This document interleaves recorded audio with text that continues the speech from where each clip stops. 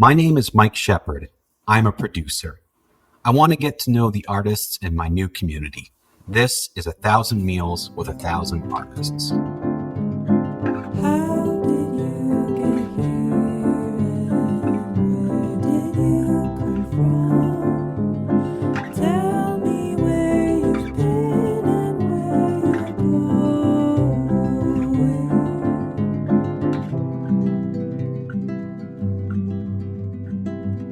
Hi, my name is Tolorunlogo, Akinrinola, and I'm a photographer.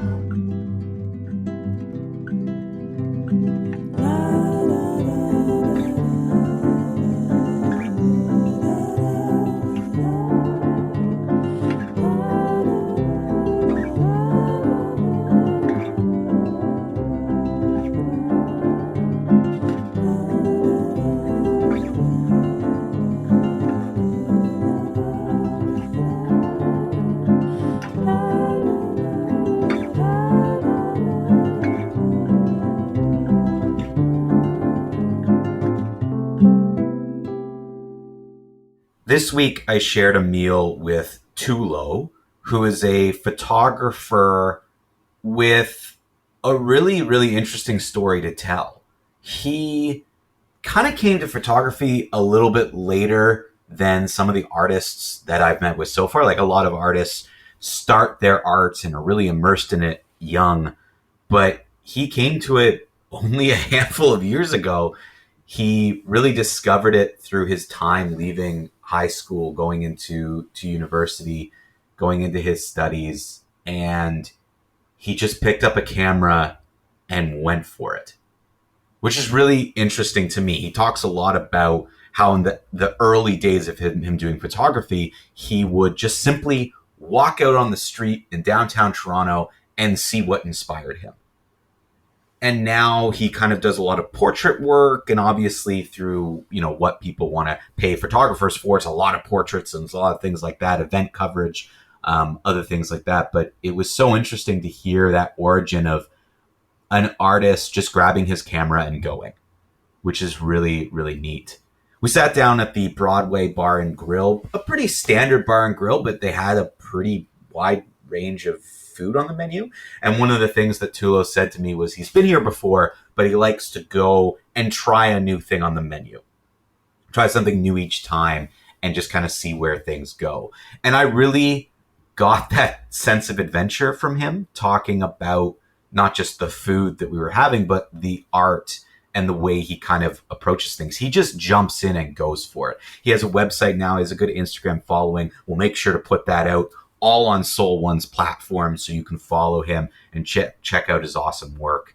He's been only doing this for a few years, but you would have sworn he's had showings and events, and his work been looked at for a very, very long time. So it was a pleasure to meet Tulo and talk to him just about his work and what kind of led him to this stage of his life and where he is now in Ottawa, trying to still find other things to inspire him and connect him through the world of photography. I hope you enjoy our chat as much as I did. Yeah, I'm new to the Ottawa region. Well, new-ish. I've been here now about 2 years. Oh, awesome. So I'm just kind of still getting to know a lot of the areas. And I live kind of downtown, but I've gotten to know that area pretty well. Okay. So now I'm starting to kind of get to know the sort of other parts of Ottawa. Because it just seems like Ottawa is pretty much a bunch of small communities squished together to make one big one. Yeah. And it's kind of, the more, because I've been here now, this is going to my 4th year. Okay. The more I'm here, the more I start to see how it's like the GTA, wherein you have your boroughs, or you have your areas that are unique and have their own vibe to them. Yeah. Vanier is completely different from this side of Ian. Is that the area you're kind of from? GPA, Vanier, that kind of? Oh, no, I'm from Toronto. Oh, you're okay. You are from Toronto. Okay, in Toronto. Okay. So I moved out here for school, did a master's in education. Oh, very cool. And then while I was here, that's when I started to do more artistic photography. I started pushing like myself more to create artwork and not just like capture photos and like put it on Instagram. So that came later then. Like you weren't doing that forever. You just more. Oh, I was just capturing photos and like, oh, this looks cool, and then like I may show it to like a couple of my friends. Yeah. And then they'll be like, oh, this is so sick, and then like I'll post on IG, and then like, all right, cool. That's really interesting. Life and the breadth of it. Yeah. And then I just started to learn more that over time I started to like pay more attention. Funny enough, I started paying more attention to film. And I'm just gonna move I started paying more attention to film, and by paying more attention to film, I got more interested in like how can I capture like photos that tell stories in ways. So from there, that's when, and then around that time, also I was moving out here to do my master's. Yeah. And then I was just like, I picked it up and just started pushing the limits a little bit. That's really cool. That's just, it's kind of unique because a lot of artists, you hear from them, they've been like, oh, I've been doing it since I was 7 and I did all these camps and did all this and that. Oh, no. But you're like, you picked it up a couple years ago and when I'm going for it.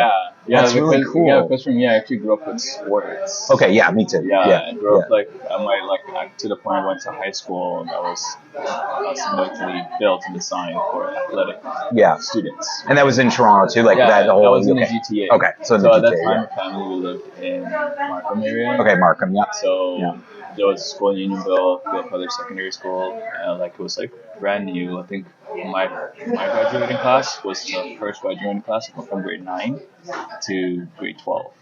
Because that's how they do it in your region. Right. So like we were in a new school, and we're just like, all right, it's designated to sports. Like, of course. Went to school with kids who are like, oh yeah, I'm training for like the Olympic tryouts. I'm like, all right, bro.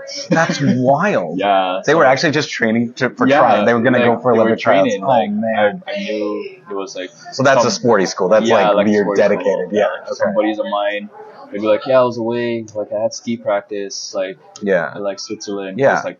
All that stuff, like I had to like. That's so wild. Like I was like, that was the life I was brought into. Yeah. But I just wanted to dabble into art because it's always been like something that interested me.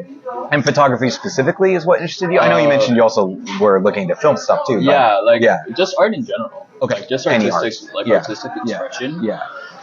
Just like a way of people, because I always find it interesting how like people depict the world around them, and how people decide to tell their stories or show the world through their lens. And I was like, oh, that's really cool. That's really interesting. And then I picked up a camera headed into university from undergrad. You picked up a camera? Yeah, that's heading into university. Yes, like wow. Like to preference it, I did do photography in high school to like get that art credit. Right. But you were doing it just for the credit. I was doing it for the course. Like that was it. And once I was done with it, I got my 80. I was like, to the point I think I didn't even try with Photoshop. Because our photography teacher, he himself is like a photographer. So he was like teaching us Photoshop and everything. I was like, I take the picture, I'm just like submit it raw. Like I don't care about, you weren't even editing and all that stuff. Like, I don't care. Like just give me the credit. So that was that. And then I was like, oh, I dabbled in this in high school. Like, pick it up and like see what comes from it. And also just not writing because university is all writing. So, So I was like, from there just like picked up. Always like every photographer I talked to, they was like, I started taking pictures of like my friends and my family, and that's the same thing with me. Like, when we go on family trips, I was like, all right, and then from there like capturing shots, I was like, oh, this is actually nice, and then my interest now peaked to like actually edit the photos. Just from there picked it up, taking pictures of people, getting great feedback. I was like, oh, maybe I'm like, this is something I can do. No, I mean, that's so cool that you just kind of picked it up and started to gradually do it. I mean, obviously, over time, I'm sure it became a learning curve and more experience, but it's so cool that you just picked it up and we're just like, I'm going to give this a shot. I never really, to be honest, I never saw myself as being an artist. Because on top of being an athletic person, my background is also like STEM. Right. Because I actually did go to university for psychology and neuroscience, and also at high school. Right. Like grade 12, we had to like pick not electives, where you pick your courses. Yeah. Everything was geared towards like science and mathematics, like getting into STEM programs. Yeah. Right. So never did I ever sit down and was like, I'm gonna go and study art. Right. That was not like your serious career, but you never considered that. It was never a thing for me. It was just like occasionally like watching a movie. I think like videos are cool. Yeah. You know, like But you're saying you were watching them, but like analyzing them in a bit different way. I really wasn't analyzing. Really? To be honest, I was just like you were just like taking it in. Caught my eye. Like I was just That's like, oh, like I was me. like, oh, that's cool. Like I like the like it's. I wouldn't even say caught my eye. I just noticed them. Like I know I noticed them without like trying to. Without trying to. Like I see that's what's rare. Yeah. People will sit there and try to analyze things. You're saying you just naturally pick it up. Yeah, I just like naturally noticed things. Not to be like, oh, like I knew what this was about. I just knew like, oh, this shot looks nice. Yeah. I cannot tell you why, but I can like it looks good. But you can it looks appreciate cool. it. Yeah. You know, like it's a cool shot. You know, like one of the directors that I paid attention to, like Christopher Nolan, Wes Anderson. You know, there are some films in there by Spike Lee, right? Like just paying attention to like just how the angles made certain things more dramatic, or how it made things more funny, so things like that. So, like I definitely think Spike Lee and Christopher Nolan especially are two directors who know how to frame a shot that you would think would be simple, but do it in a way that conveys more than what you're just seeing on there. Like those two in particular, I'm a big fan of both. You're more immersing yourself in it and teaching yourself and going, as opposed to like classes or going through like you're kind of doing the real world experience. Because it was like something, because I was very familiar with the GTA and Toronto, and just growing up in that area. I very much would just like summer days, like how it is today. I would like hop on my bike and I would go down to like a park, hop on my bike, put on like sling my camera around me in a bag, hop on my bike, ride to a park and just like capture photos of like flowers and stuff, just like little things. So I could refine my skills. And then also sometimes when I go on campus, I'll like let me grab it. Like I mean, I like my study block today. You know, kind of like my what do you call it? My psychology, my cognitive, like what do you call it? I forgot it. I've been out of STEM for so long, I forgot all these classes. I don't know nothing about it. So like cognitive, like my. You could say anything. I'm like, oh yeah, like I'm like cognitive psychology class in the morning. You know, studying later on, and then I have like my statistics class later. I was like, oh, that break, let me like capture some shots. Sling my camera bag around me on campus, capture shots, you know, because I went to University of Toronto in Scarborough. So what's nice about that campus is that it's on where it is in Scarborough. It's along the Greenbelt. It's very close to the Greenbelt, on Military Trail, like that section of the Greenbelt. So the school. So the backyard of the school is essentially like forest. Wow. It's like nature and everything. So a lot of times what people would do is like, especially in the summertime, you're done studying, you just like go for a walk in the forest, right? Sometimes you actually like see deer and stuff. Like it's actually like really cool space. And then it leads to like other parks in Scarborough. Like I can't lie, there were a couple times I got lost because I was just like, let me just walk. And I'd be lost in minutes. And then I was like, where it was funny enough. I remember there was one time I was legit lost, but because it's still within the Scarborough city, so there's cell towers, I picked up a call and they're like, oh yeah, we got your application. You want to come for a job interview? I was like, oh, I was in my head, I was like, you're gonna make it out today, right? Yes, I would like to come in for a job interview, right? Because my head was like, first, like, am I gonna make it out? Can I come to the interview? Wow. So like, but yeah, so I what are the like, chances you just happen to be near a cell tower to like in that exact moment? Yeah. So So yeah, it was very, very nice because I had that space available to me. So I was just like, let me take some shots. Yeah, lots of different things that you could do. Yeah. And would you say, like, is that, from the beginning at least, is that the primarily nature shots and more so of that? Because I think now you seem to do a lot of more portrait people now, but it started off anything. Whatever you saw, it started off with anything. Okay. I still, like, it's funny, like, it started off at gradual stages. It started off with me having my camera in my house, and like because of understanding like my science classes, on white paper light bounces off white paper. It doesn't absorb it. Black light absorbs light. So I'll go like by window. I was like get white sheets of paper in my house, and I'll set up like a little studio space, and I'll put like little figurines in it. I'm like, see, that's really cool. And I'll just like take pictures of them because I knew they'll be brightened up because of the white light, because of the light that's bouncing off. Well, see, that's the thing you don't think about being not a photographer, is that light matters. Yeah. Which you just wouldn't think of.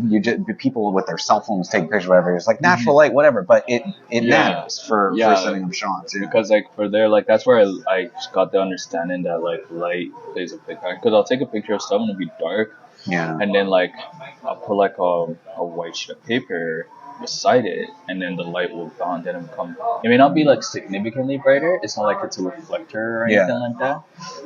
But it becomes noticeably brighter. Yeah. Right. Yeah. Well, no, like slightly brighter, and I see that slight difference. Yeah.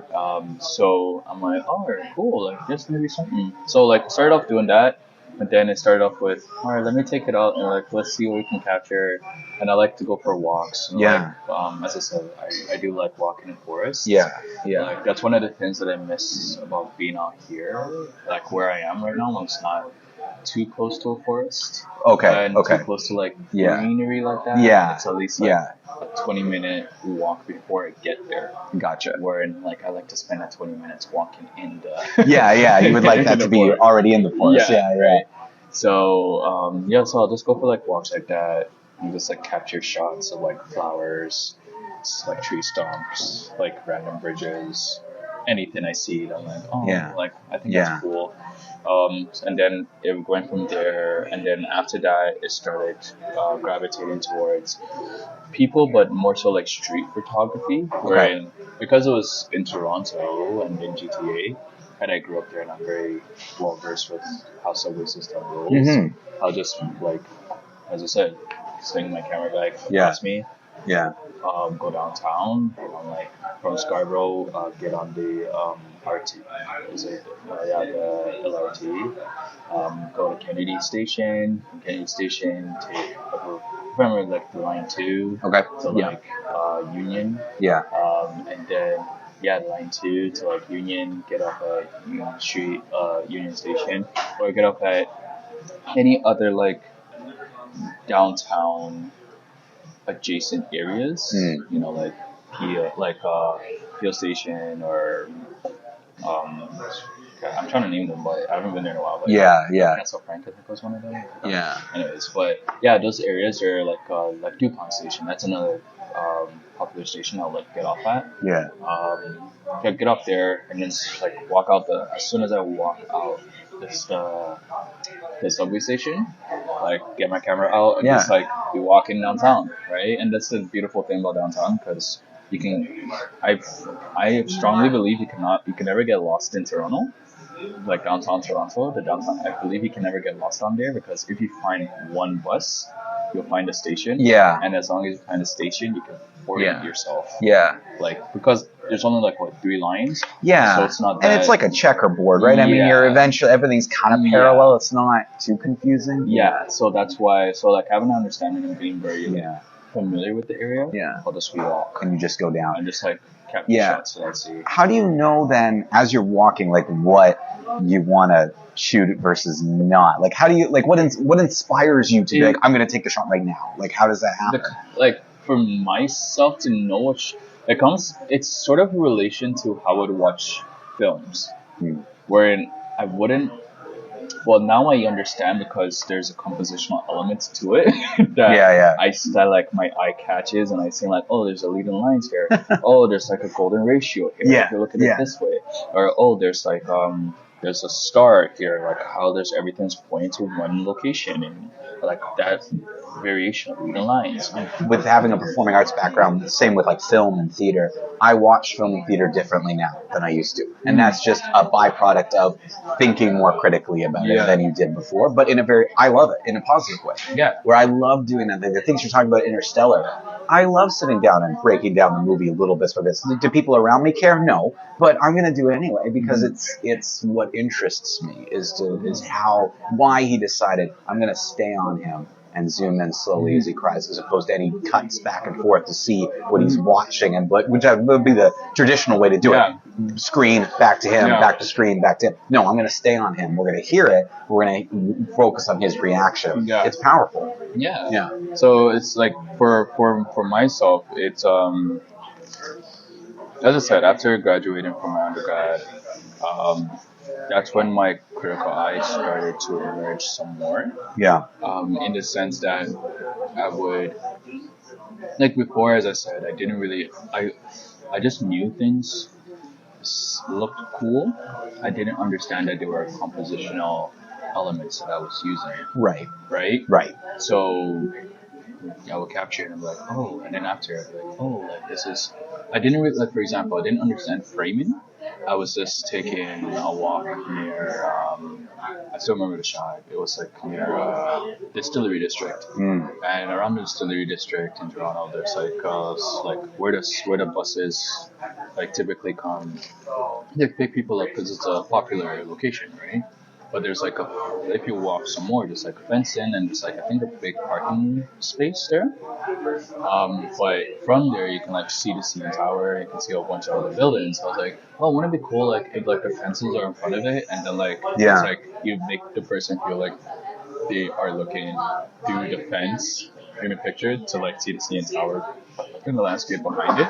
And then I was like, all right, how can we do this? And I was capturing, and then it came to the point where like I focused on the photo through just like the outline of the fence, the square, right? And little did I know, I was just using framing. Like later on, you didn't know that. Like, you were I didn't know that. I just thought it was a cool look. Yeah. Right. Yeah. And then later on, it's like, you know, doing my research about what different compositional elements, or I was like, oh, that's framing. I was like, oh, that's okay. I guess that's why it works, right? So things like that were just how I'll do it when I'm downtown. Just like explore, capture what stands out to me. Sometimes it's like boring pictures of people walking. Yeah. Sometimes it's pictures of people like just like in the city, like minding their own business. So you sort of feel like you're there. Yeah. Trying to see how I can like do it from different angles. Any interesting colors that pop out. Colors were another one that stood out to me because of just my fondness for Wes Anderson films. Yeah. Well, that's very saturated colors. Yeah. And then it's very bold colors. Yeah. So like just if anything that has like a really vibrant pop of color that stands out, I'm like, oh yeah, that'll be a cool shot. Now, are you trying to get that like organically or naturally in the moment, or is there now a process where you're like, well, I can enhance things in post and editing? Like you can see, yes, there's a vibrant color moment, but you can do work because Wes Anderson, obviously, it's saturated, edited. It's all like heavily put on, but you have to start with something with a base. Is that kind of how it happened? Now it is how I do things sometimes. Typically, like whenever I tell people who are like entering into photography and I'm getting like an artist talk about like the art of photography, I try to tell people don't rely on post-editing, right? Because that's like, that can become the bane of your existence. But sometimes, to be honest, when I do capture photos, I'm like, I already know what I want to do in post. I already know in post I'm gonna increase, like I'm gonna make the color vibrant, or I'm gonna color grade it so that these colors stand out. Or I know when I'm gonna Photoshop it, I'm gonna make sure that I'm gonna spend a lot of work on like the blue here and the red here and the purple here. I'm gonna really like make sure they're good. Like that's how I capture some shots sometimes. So in the moment, it may not be much, but after it's like, oh, okay, wow. And how did you get from kind of this? Obviously, you mentioned like Toronto and Ottawa. There's a lot of differences, so you can't quite capture the same things. But how did you sort of get into then portrait work? Because correct me if I'm wrong, but that's just from what I saw. You seem to do a lot of portraits. How did that kind of come about? Was that by request of people, or was there a conscious thought of like, oh, I'm really interested in looking at people and doing more portrait work as opposed to street or in the moment, as you said? To be honest, I started off with how can I make money from photography. It became a moneymaker that way. I can make money by taking pictures of people. Cool. But then once I started, but then that's before I saw it as a means of art, as a way of as an artistic expression. I saw like, oh, let me just make some money, with my camera, take photos of people. So I started dabbling with that. I still remember the first gig I ever did. It was for like a club at my university, and it was I think we were having an event, and all the people came out orange. So I didn't it was my first time shooting people. I learned that adjust in water white balance, because bro, just put like an auto white balance outdoors, we're good. Try to do the same thing indoors, and not. That's where I had a very hard lesson of that's what also don't rely on post too much, because I spent a lot of time in post making sure that the people weren't orange. Was this something you only discovered after you took all the photos? Yes. Okay. Yes. That's what it sounded like, but I wanted to confirm. It's one of those ones where it's kind of better than discovering you did a whole shoot and you didn't have a SD card in the camera. I had the pictures, but I just knew I could not submit them with the people looking like Uncle. Right. So I spent a lot of time in post and make them slightly less orange. But then from there, I was like, all right, I can still do this. I can still do this. And that's where I just started practicing with hey, my buddies, I have people who like to get in pictures taken. Hey, let me just let's just go downtown, let me take pictures of you down there. And then from there people started, coming towards me hey, can you do this? I'll pay you this much, all that stuff. And it grew from there. But then for me I started really as much as I was not in I didn't set out to be an artist per se. There was just always something gnawing in me. Be this is something more than just capturing pictures to get. Sounds money. Like it is. Right? The natural stuff coming out. Sounds like it's more than just I'm doing it for fun. For fun, or doing it just to have to get money. We're gonna do something more with it, and that's where I started capturing more portraits that were artistic, that were telling stories, that were capturing there were shots that were telling a story and allowing people to explore some of it. So with the people, it's just from now when I'm exploring the street, being intentional about capturing people, being intentional about working on how I'm setting my camera and knowing the settings and becoming very, very familiar with it, and also just working on from there. Now, how can I use this skill to now delve deeper into connecting with people when they see my artwork, or even allow people to get to know who I am through the work that I create. Have you ever then done anything with the non-portrait work, the work where you're capturing people in the moment on the street or what have you? Have you ever done an exhibition or showing of any of those things? No. Really? No. I'm just surprised. Because there's a lot of photos I keep in archive. Okay. It's just because I really do capture for myself. Okay. Right. And that's the thing with me is I'm starting to get somewhat familiar with capturing and showing my work. Yeah. But primarily when I go for do street photography, it's not to capture the show my work. Right, it's I for you. see it as like it's an exercise. It really is an exercise, and it's a way of challenging myself. Yeah. Of like capturing new things, and also capturing work that is just a means of just telling different stories that I like, that I find interesting. Oh, I definitely can respect that, especially in the sense of you want to experiment and you want to try things, and it's for you and not the public. I can totally respect that and understand that. I just, again, looking at your stuff or your website briefly, I would have thought, well, you've done several showings and you've done in galleries and had an exhibition on, because they do that all the time, like photography showings and exhibitions. I would have thought you would have done a few of them, because your stuff's very like, it's crisp and it's interesting and it's dynamic. Like, again, all I saw was what you have out publicly, which is mainly portrait stuff, but there is such a variety.